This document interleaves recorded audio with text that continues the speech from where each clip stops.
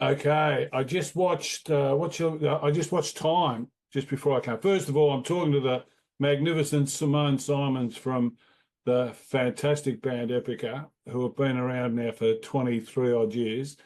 And it's I've actually been following you for a fair while now, obviously, so it's great to talk to you. I think we did speak to you 4 years ago, I think, from memory.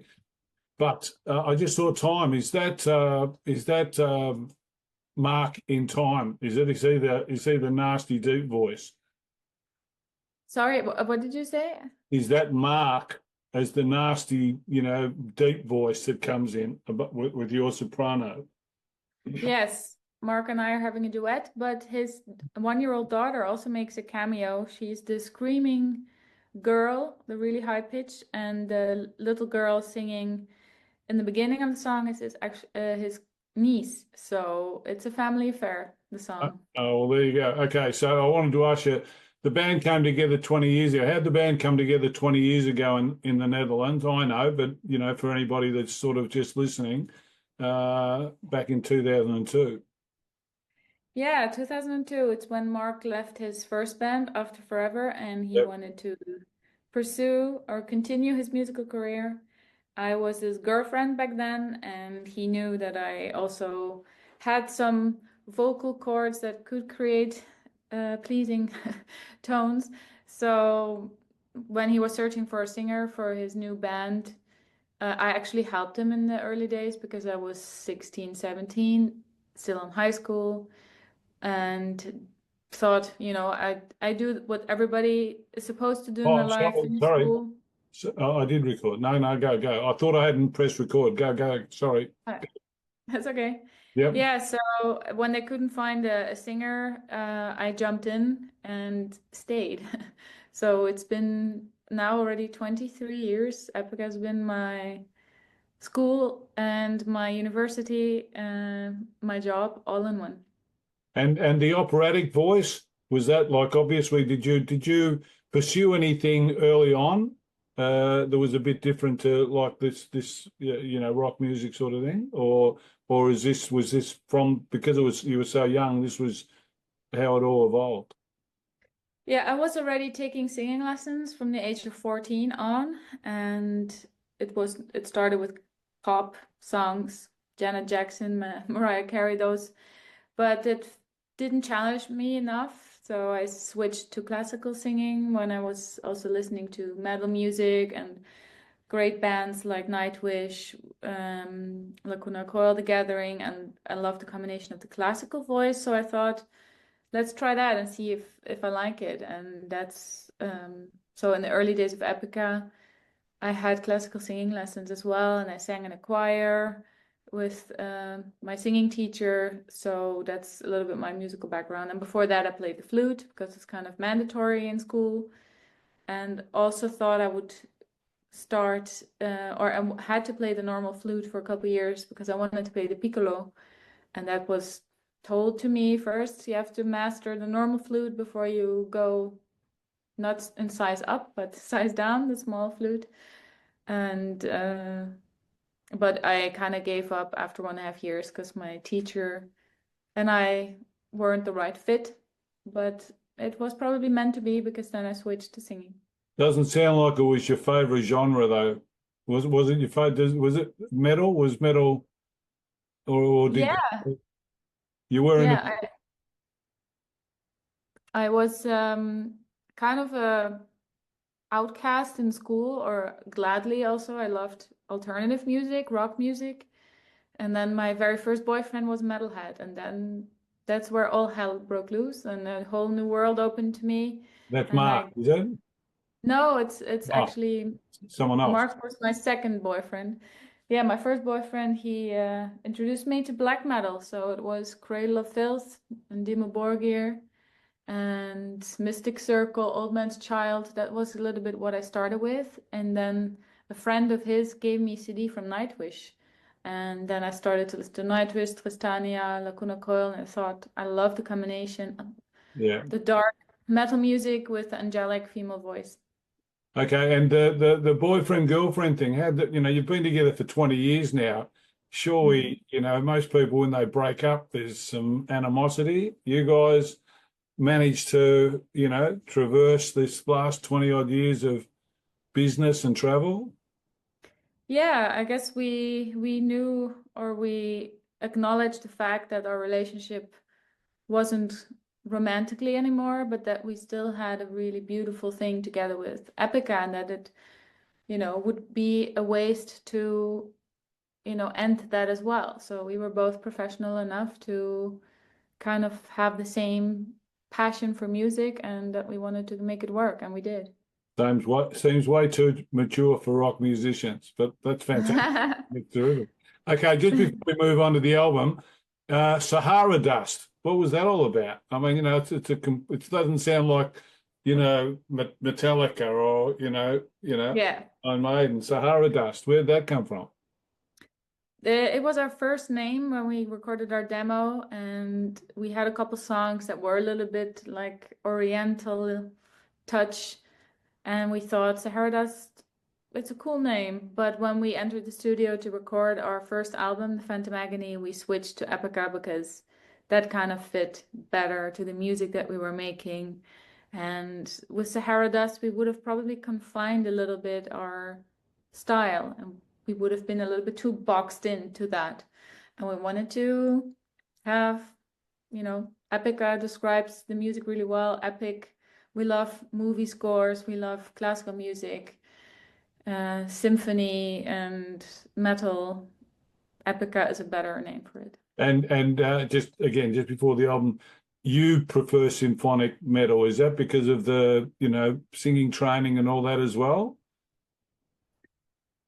Well, not only not only the singing, it's also the music. Epica Think has a big orchestral side to it, and we also it work with an does. orchestra. And It does. yeah, there's definitely a great symbiosis between classical music and metal, and I think it fits together nicely. And it's not only because of my singing, because I don't only sing classically, I Yep. sing many different styles. Okay, the ninth album, Aspiral.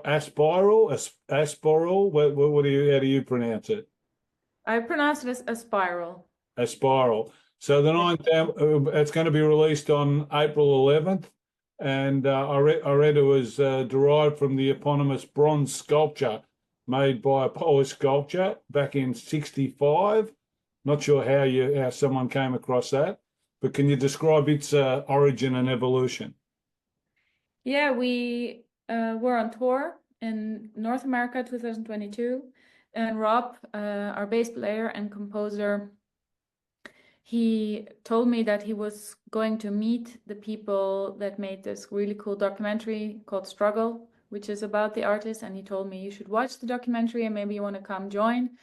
So I did. I watched it and I joined him. When we were in LA, we paid a visit to Glenn and Lena, who made the documentary and who were friends of Sukalski and kind of have the vast majority of his art in their house on display.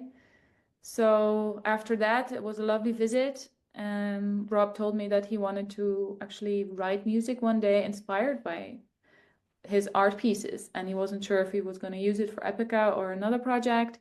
And I told him I love that idea. I always think that art inspires art. It's a beautiful thing. It keeps it going, keeps it alive. And by the time we went to the writing camps to sit together and listen to the demos, there was one song that Rob also showed us that was called Aspiral, and we loved it so much. So we continued working on the song. And when the time came to choose a title for the album, we thought that Aspiral really encapsulates the message of the majority of the songs of the album. And then the graphic designer we worked with, who made the artwork, happened by coincidence or no coincidence also to be a great admirer of Sukalski, because Wow, he's also a sculptor himself. So those were some really cool a lot of alignments in synergy, the a lot of universe. synergy, Yeah. yeah. Yeah. Yeah, you know, I was talking to Bleed from Within yesterday, and they had an album title that they worked on for 3 years, and it was Zero. And then all of a sudden, just before they were sort of going to release it, Linkin Park came out with an album called Zero. So they Oh figured no. we're going to have to change it. So they changed it to Zenith. So album titles can be a bit interesting, but that's interesting. So does the Aspiral, the Aspire, because I know that you're moving into a phase where, change and, more and, looking for more out of, this symbiosis, with what's happening and all that sort of stuff, life and whatever.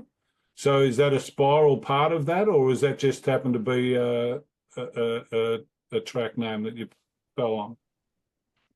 Well, it was the working title for the demo, and I kept that title and started writing a lyric inspired by the sculpture, where out of the destruction, out of the ashes, you build up your life again, To and you create, you come must out. destroy. I read about. Yeah, yeah, new life comes often after something ends, something new is created, and that is a really beautiful story, I think, that you can apply to the world and to your personal life as well. So yeah, it just everything kind of made sense. And I loved, of course, it happened before that I kept a working title for a song as the actual ending title for the lyric. But often some depends on which band member writes a song. If it's, if Isaac writes a song, he calls it Isaac 1, 2, 3. So we have to actually change that. Can't name the album Isaac 3 or the song. So Yeah. but with Rob, it happened before on the Omega album that he wrote the ballad Rivers, that I thought, hey, actually, I like that title. I'm not gonna change it. And it's the same with the Spiral, but now it was very obvious that it was because of the sculpture. But when we had to decide for an album title, we felt the strongest connection to that song and title and lyric, to pick that as the album track title. What are the signature tracks, and what favorites? What can we pick out of it? What are we going to highlight something for us? It's difficult to choose between pick your favorite child, so to speak. I love the Great Saga of Existence. I love Obsidian Heart and The Spiral. They're kind of my top three songs. But I love them all, of course. But I think the Great Saga of Existence is a very great Epica song that really embodies everything that Epica stands for. And Obsidian Heart is a very raw kind of ballad, very doomy, great vocal lines, and it was a lot of fun to record. And the Spiral is just this moment where you can breathe and you can feel energized and full of hope, and you leave the album feeling kind of a sense of enlightenment, I guess. And that's also, even though we're living in dark times, we do want to give the message that there's always light at the end of the tunnel, and that every struggle in life is worth all the hard work, because you always come out Yeah, stronger. it is. Fortunately, you only tour in America. You don't live there, so you're lucky from that perspective. When are you touring? When are you touring next? We're actually going to Yeah. America. Our first shows will be New York, Atlanta, and Los Angeles, and then we go to Mexico. Touring the There's a- album? Sorry? Touring the album? Yeah, Oh, well, there you go. When are you coming to Australia? tomorrow. I Good, good, hope so. Better, good. yeah, I would love to return to Australia. We're working on it. Well, we're big fans down here, as you know. If you could perform with any music artist, alive or dead, who would you choose and why? Peter Steele, Chris Cornell, Chris um, Freddie Mercury. Freddie. With, I with don't have to say why, because people will No, no, probably no. already. I They're understand. I all understand. brilliant artists.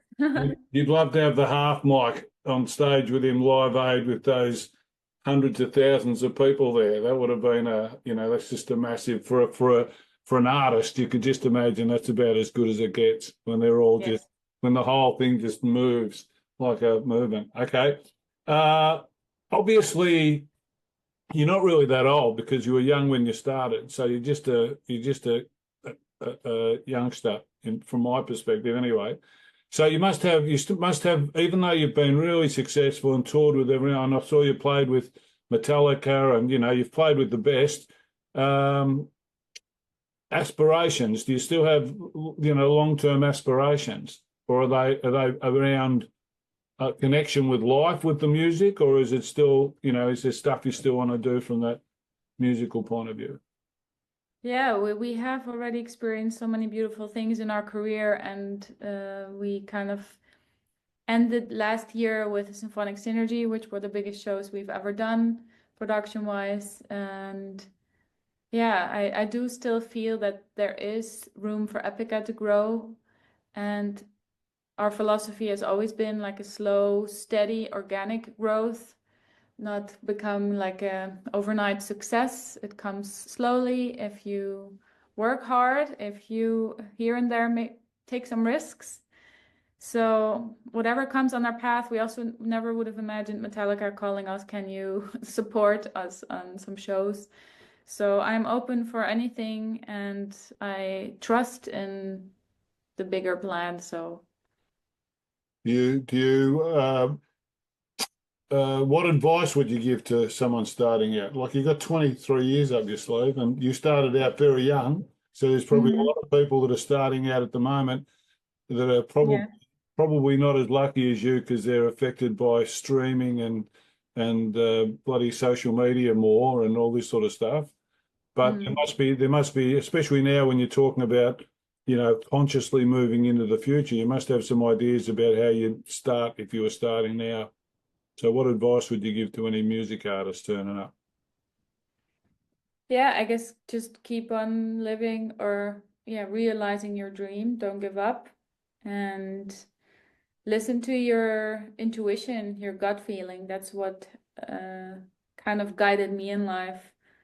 And we had the luck that we were very young when we started, so we did not have a lot of responsibilities and obligations that we do have now, but we had that time to invest in the band and tour the world without making money to begin with.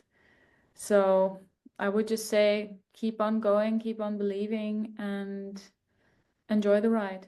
Perform, build a movement. With a movement, you Mhm. can do anything. We live in the influence age, so build an influence. And usually Yeah. that's going to come from performance, not from social Yeah. media. Forget social media because it's run by criminals. Um, in my view, sorry. Okay, I'm going to finish with some quick questions, and you can Yeah. choose not to answer any of them if you like, because some of them are hard. Well, they say they're hard because no, they're not hard. They're just stupid questions. What's the craziest thing you've ever done? The Okay. craziest thing I've ever done was give birth. Well, that's the best thing you've ever done as well. But it's a crazy thing. I keep on watching. I'm watching ER at the moment, and they do a lot of those births. And I was watching the pit, and they actually showed a birth. They actually showed the head coming out and everything like that. It's madness. And I have seen my kids in that sort of scenario, but it's a mad thing. What's the one topic you can talk about for hours? Food. Food. What are you talking about? I see you perform, and I followed you for a long time, and you've got this pencil figure. It's this hour. You mustn't have much. Anyhow, what's the thing you like most about yourself? How you can not put on weight? Obviously, What's the thing I like most about myself? yeah. My voice. Aha. You're going to come out and do some sort of operatic stuff. As a bit of an in between. Something. You pull out an album that's completely different to what you do. That's all about, something that's just another sort of adventure. Because I reckon that'd be interesting. Yeah, it's on my bucket list, definitely. When the time is right, I would love to get back into classical singing lessons and maybe even out an album as well. It's life's an adventure, and that'd be an adventure for you, I think, because you've got a great voice and you've got enough of a following that they would follow that change and they'd listen to the music. I think, and you'd probably pick up a new audience. All right, favorites. We'll finish with some favorites, and I'll let you go. Favorite album? Oh gosh, favorite album. See, they're hard questions. Yeah, it's I would go for Rammstein Zeit. What's that, sorry? Rammstein, I don't know if I think the album is called Zeit, as in time, Okay. or if it's a song. Yeah, yeah. Favorite artist? Rammstein.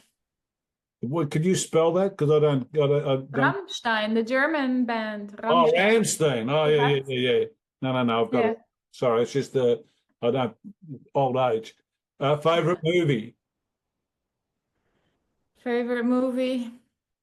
You see, Mm, the answers I get here are really, you know, the Alien Saga. really the Alien trilogy. Yeah. Uh, Favorite? Why? Is there a reason? Is it Sigourney and women? She was at the start of a whole women's movement in the 70s. I just love aliens, the Okay. creatures. Yeah. And I can see Xenomorphs. even when you look at Time, the video, you can see that there's that, ghoulish sort of, Hmm. undercurrent. So I can understand that. Favorite place to visit? Australia. We can move on. No, favorite place. I don't know. It's very tricky. I kind of like Germany, the Bodensee area, the Lake Constance. Yeah. Favorite venue to play? Favorite thing to play or Venue. Favorite venue. favorite venue? Oh, there is a really cool venue. I don't know the name, but it's in Brazil. It's called, the city is Curitiba, but I Ah, don't know how the venue is called, but it looks a little bit like you're in some kind of space shuttle or the Roundhouse in London. It's a beautiful venue. South So Am- many. South American music is mad. It's like not many people, I don't find, not many people around the West sort of know about it, and it's just massive. It's just unbelievable. It's a bit like K-pop and J-pop. They're massive in their countries, and you sort of in the Western world, we sort of get stuck with our own sort of music sort of thing. But I love South American music. Favorite food? Indian. Favorite favorite drink? Espresso martini. Oh, favorite person in history, apart from me. Yeah, favorite person in history. Oh gosh, difficult to say. Uh, uh, Mozart. Ah, of course. And do you have a tattoo?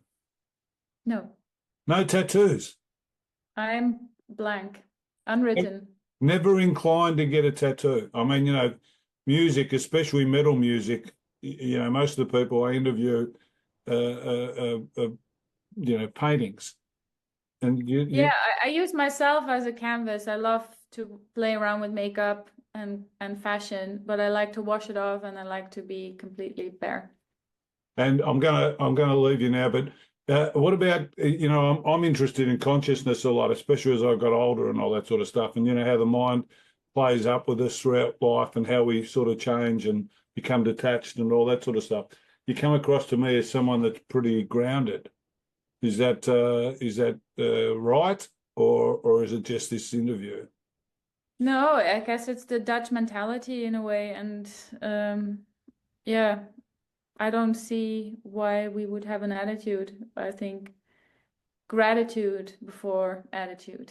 Yeah, I think that's a great idea. I think that's a great idea. And you've been exposed to a lot, so ego can get to a lot of people when they're exposed to this sort of stuff and being the front person. And I suppose the fact that the three of you have been together for so long, you probably keep each other sort of down to earth and all that sort of stuff, especially starting right, from the start.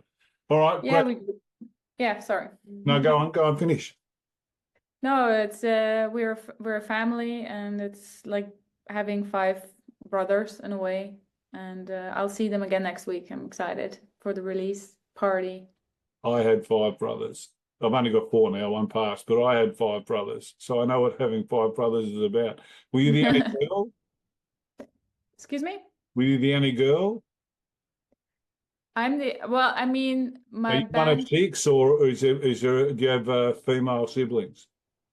I have a sister, but I meant brothers as in the bandmates that they are my brothers. Oh, okay. I was going to say you must be Catholic as well. Then, you know, if you've got I am officially, I'm baptized, but not practicing. with 7 kids, you almost have to be. You almost have to be.